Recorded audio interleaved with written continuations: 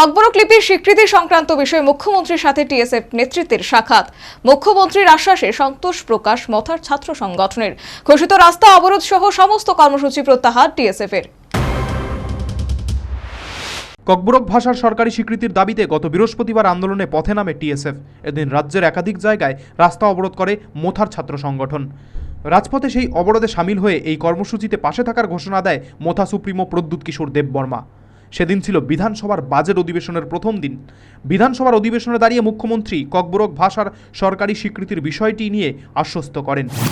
স্ক্রিপ্টের বিষয় রোমান হরফে কেন লেখা যাবে না, মানে আমাদের ককবরক ভাষায়। দেখুন, এই বিষয়ে এর আগের বিধানসভায় অনেক বিস্তারিত আলোচনা হয়েছে বিষয়টা নিয়ে। তখন অপোজিশন লিডার অনিমেষবাবুও ছিলেন। পরবর্তী সময়ে অনেক কথা হয়েছে। আমরা বললাম যে কেন মানে রোমান স্ক্রিপ্ট, কেন না দেবনাগরী। তারপরে সেখানে উনি তখন বলেছিলেন আমি যদি তামিল ভাষায়ও স্ক্রিপ্ট হয় তাতেও আমরা রাজি। আমি তখন বললাম উই এগ্রি। এই কথাগুলো কিন্তু হয়েছে।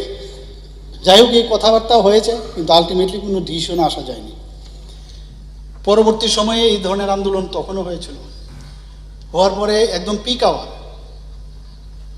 তখন আমার সাথে ওনাদের যে লিডারশিপ, ওনাদের সাথে আমার কথা হওয়ার পরে বলা হলো কি করা যাবে, কারণ এই ডিসিশনটা স্ক্রিপ্টের বিষয়, এটা অনেক আলোচনা পর্যালোচনা দরকার।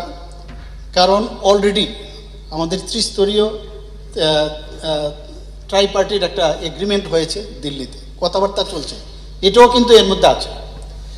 তো যতক্ষণ ধরে সেখানে এই বিষয়টা, কারণ 8 শিডিউলেরও বিষয় আপনি বলেছেন সেটা, তো এগুলো যখন আসবে ন্যাচারালি এখানে একটা এই বিষয়ে স্ক্রিপ্ট, এটা রোমান স্ক্রিপ্ট রাখবে কি রাখবে না।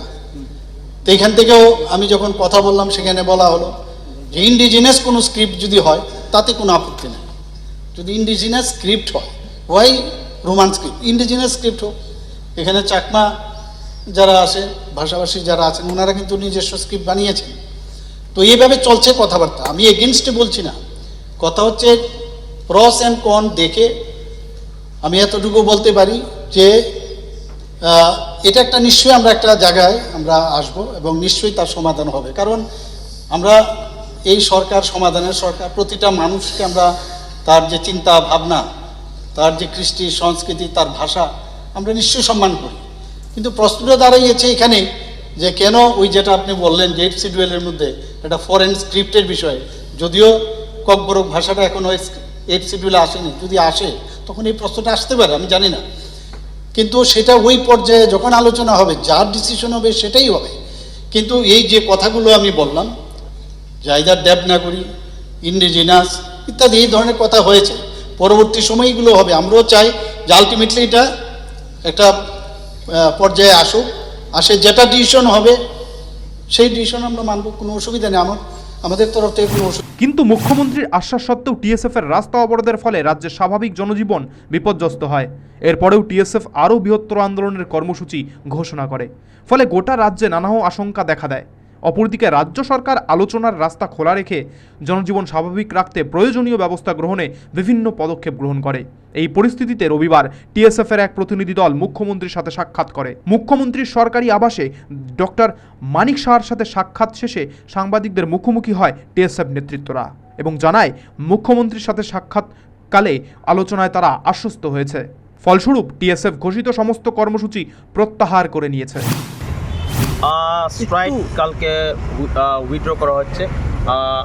আমরা সিএমের দেখা হওয়ার পরে সিএম এটাই বলছে যে yes you will definitely looking into it regarding the demand of TSA, এটাই বলছে।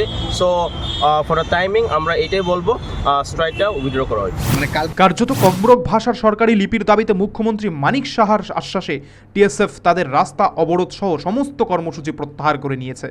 ফলে রাজ্যের আকাশে যে আশঙ্কার কালো মেঘ জমাট বেঁধেছিল তা বলা যায় অনেকটাই কেটে গেল। তবে এটা ঠিক, লিপিহীন ভাষা অব্যক্ত যন্ত্রণার শামিল, আর এই যন্ত্রণার ভুক্তভোগী ককবরক ভাষাভাষীরা। এই সমস্যার সমাধান একান্ত বাঞ্ছনীয়। কিন্তু তাই বলে অধিকার আদায়ে গণতান্ত্রিক লড়াইয়ে নামে অবরোধের নামে অ্যাম্বুলেন্স সহ বিভিন্ন জরুরি পরিষেবা বাধা দান কোনো মতেই কাম্য নয়।